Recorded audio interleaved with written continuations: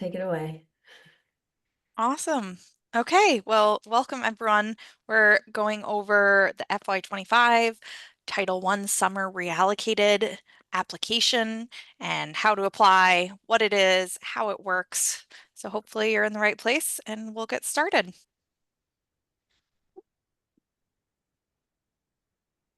So just in general, as Rita noted, we didn't mute you upon entry, so please use the mute button unless you have a question.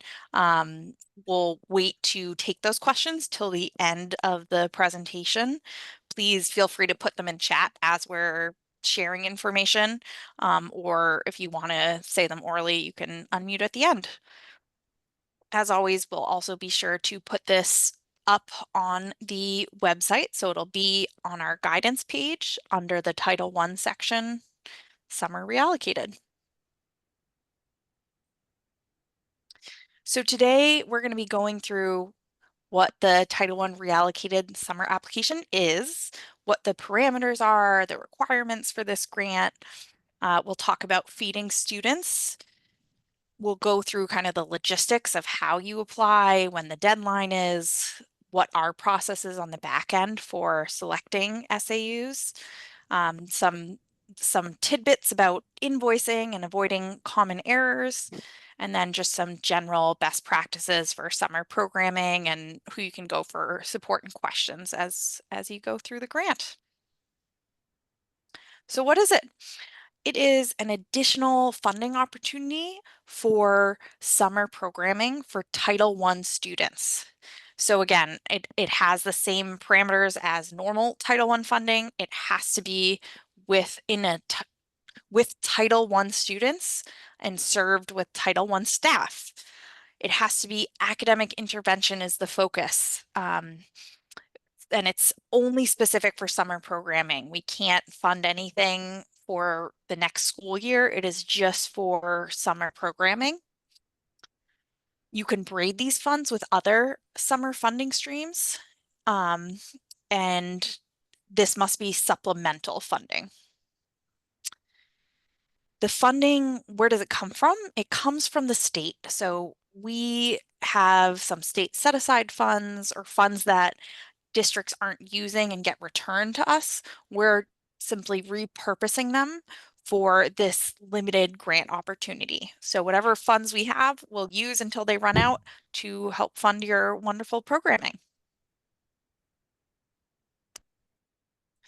So some of the basic parameters for this grant, like I said, again, only Title I students. So if you have a targeted program, you can only serve those targeted Title I students. And if you're school-wide, it's all the students and staff in that school. Again, only through summer. Rita will pop in the chat just a general allowability resource for Title I. In general, some of the things we want to give you a heads up to not fund are, for example, like a bouncy house at the end of the summer. This is academic focused programming, so we really don't want to see those large expenses that are not connected to academics. The period of performance, the period you can purchase things, is May 1st to August 31st. Again, summertime. And we've opened it up in May just so that way you can start buying some of the materials and such for the program. As with anything Title I and ESEA, it's got to be reasonable, applicable, and necessary. Um, again, we keep noting this, but only for summer programming. And some of the basic requirements that must be met are that it has to be a 4-week program, no more than 6 weeks, at least 3 days a week. We want to make sure, again, it's nice and heavy in academics. We won't be funding more than 2 field trip days just to spread out the money. And if we are funding a field trip, it has to be aligned to that instructional academic programming. It has to be at least 4 hours per day, no more than 6 hours a day, and at least 3 of those hours must be instructional hours. And I'll pass it off to Rita to talk about feeding the students. Yes, thank you. Yeah, obviously kids are going to eat and they're going to they're going to be hungry in the summer. But we really, Title I's intent and purpose is not to work as that nutritional program. So be mindful that USDA child nutrition programs can operate during the summer. There's a summer food service program, and in limited circumstances, there's the National School Lunch Program. So both options are ensuring that students eat at no charge. And if that's the case, right, you don't want to use your Title I funding for that. You want to use your Title I funding for your books, for your teachers, for your supplies, for your field trips, your family engagement strategies. So really trying to kind of avoid the pitfalls there with that. Right. Absolutely, just like any other program, working with your food service director to get more details on this, the coordinating with your food service director will be imperative here to understand how you're going to run your Title I summer, how you're going to feed your students. But really, these funds should not be used in lieu of these programs. It's one thing, of course, if there's certain snacks or foods that are there tied to evidence of either instructional programming, or it's at a very low cost to keep students sort of in the classroom and learning. That's, a lot of times that's okay. We ask that those be budgeted in your application and approved with pre-approval. So, yes, we have, it's a small cost. It's going to be for students to remain academically focused, but we're not talking about like cakes and celebrations of foods. We're not talking about feeding them lunch and all of that through Title I funding. So just remember the intent and purpose of Title I. And yes, it will take a bit more coordination with your food service director in order to really ensure that you're feeding your students.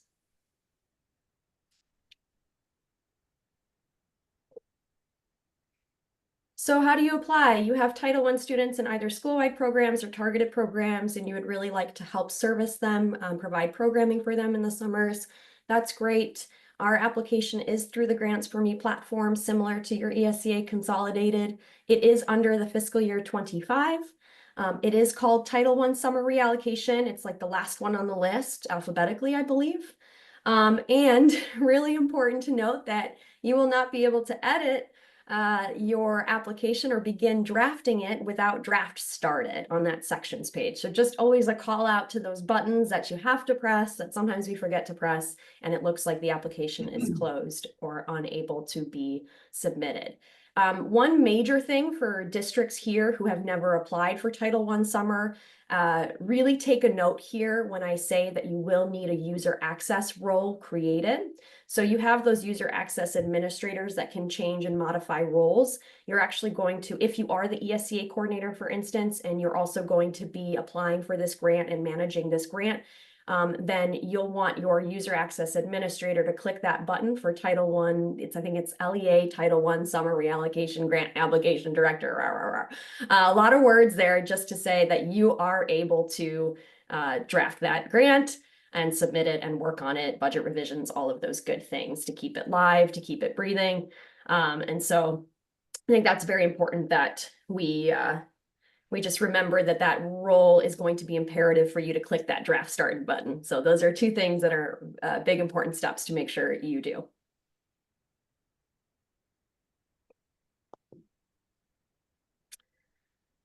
Okay, so application requirements. As I mentioned, the user access role, contact information.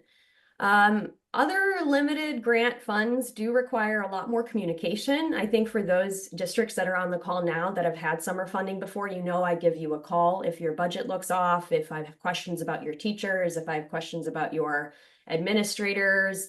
So this is very much, I know you have the address books, but a lot of folks don't add their phone numbers. So we do ask that contact information be as up to date and as, if you have an extension in your number to add that so I can reach you. That will just be easier for all of us to coordinate this funding. There is a needs, goals, and outcomes page, and this is really important that you take time to explain the need. Are your students really, are they dipping in literacy? Are you trying to avoid the summer slide? Is it data from your recent state or local assessments that are showing you certain skills that you really would like to work on with your students? All of that should be as outlined as clearly and as sort of overarchingly as possible to understand what your need is in the program. Your goals, of course, can be about a state assessment goal in the fall. It can be a local pre and post assessment that you maybe have your teachers facilitate. It's really up to you and your program, but you would like to, the important part here is measurable outcomes to understand what the students learn in the summer, and whether they were able to sort of take away some of the goals of the skills and the standards that were being worked on. So very important to have that all outlined there. The project description is going to be where you talk about the teachers, the field trips, the days, the weeks, and it's where you're going to upload your preliminary summer school schedule. It's important for us when we see these grants that we understand that planning has already taken place, and that there is an understanding of the calendar, the holidays, and the teacher schedule. So for that day. So I think that we do require a preliminary summer school schedule as part of the application process. And then the really, really, really important thing, and I'll say it a couple times, is your budget request. Because you are sort of setting the parameters of your projects and you're also setting your budgets, the more detailed, the better. So thinking again about Title I allowability and outlining this, who you're paying for, what you're paying for, and why. I will say there's been a lot of back and forth. A lot of times folks say that you're going to have an administrator coordinate the program. And administrators work in the summer versus teachers who don't, based on their collective bargaining agreements. So again, think in the mind of us, of the state, making sure you're letting us know that the reason you're paying these people extra is because they're not contracted to work on these hours. So that's, again, just sort of learning that language and learning those ins and outs of federal supplemental funding will create less back and forth between you and I when it comes to your application and understanding allowability. And it will ensure a very clear and clean allowability there when it comes to your budgets. So when is the deadline? We are giving folks about a month to apply. The application is considered submitted after the fiscal representative and the LEA authorized representative have signed off. Those are usually users already in those roles, so I'm not too worried about the user access administrator needing to figure that out. That's why it is important your address books stay up to date with any of your grants and grants for me, because there is usually a workflow. We want to make sure your superintendent and your business manager know what you've requested for budgets, what the parameters are, and that everybody's on the same page. As just mentioned, we have a period of performance of May 1st through August 31st.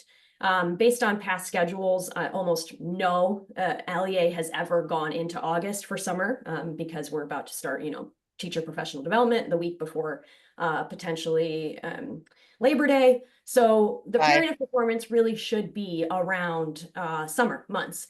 We had some issues where folks were putting a period of performance into September already, and that kind of raised some red flags.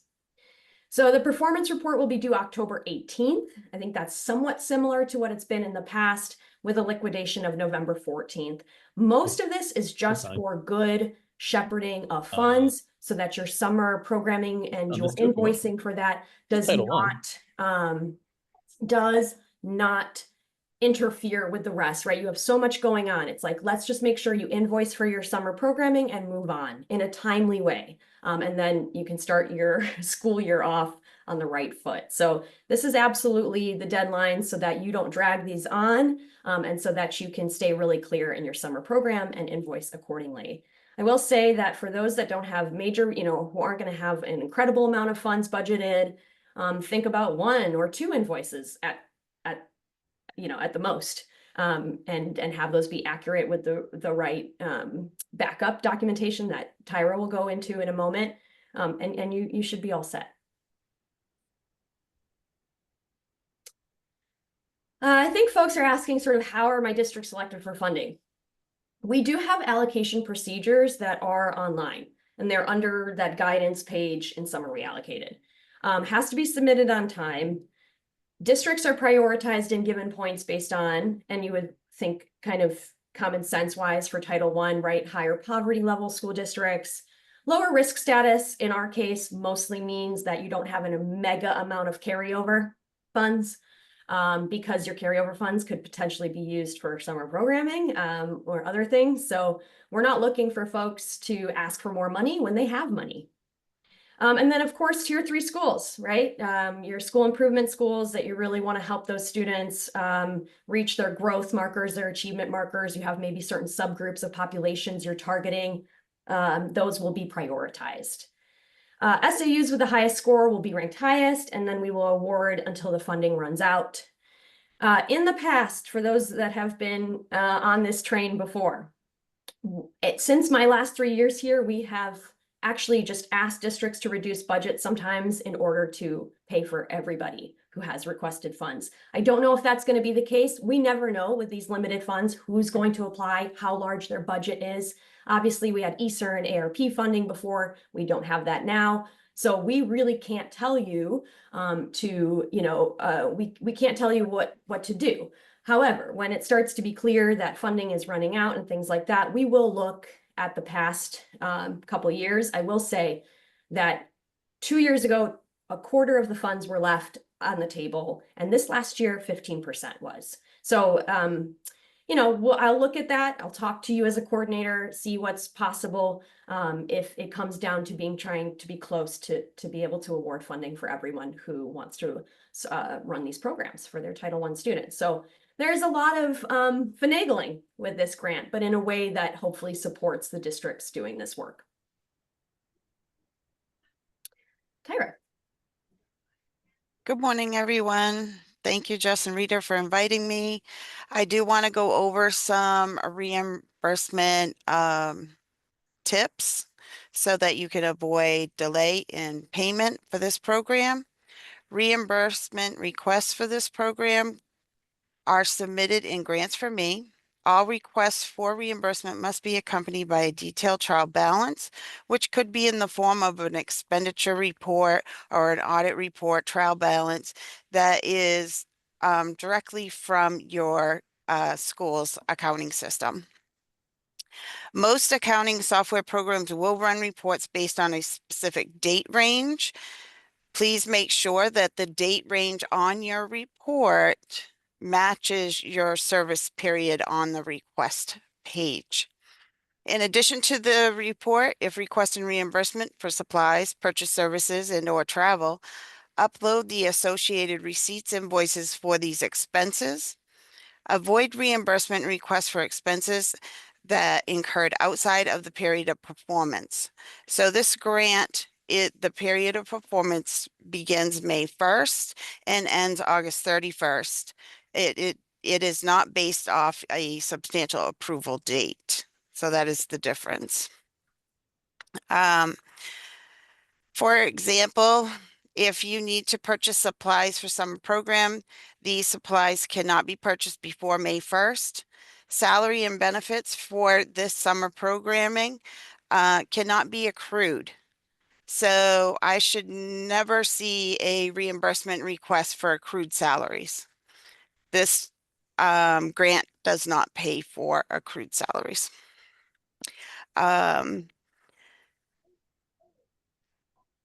Obviously the salaries and benefits are being earned during the program and they are paid out as the program is in session. As always, expenses must be reasonable, necessary, and aligned to the application for funding. If you have any questions, please be sure to reach out to me. Thank you.